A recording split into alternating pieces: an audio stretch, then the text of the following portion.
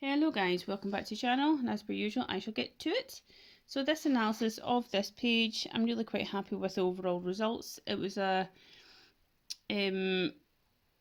a fun sketch to try and capture, especially the fact that she had more hair and an earring and everything, so it was quite fun to try and capture, as I said.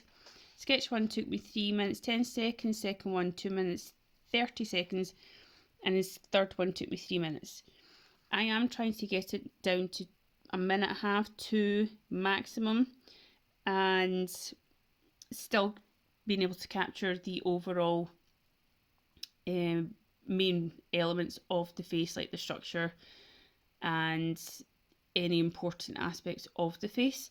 So I will keep going, and let me know what you think.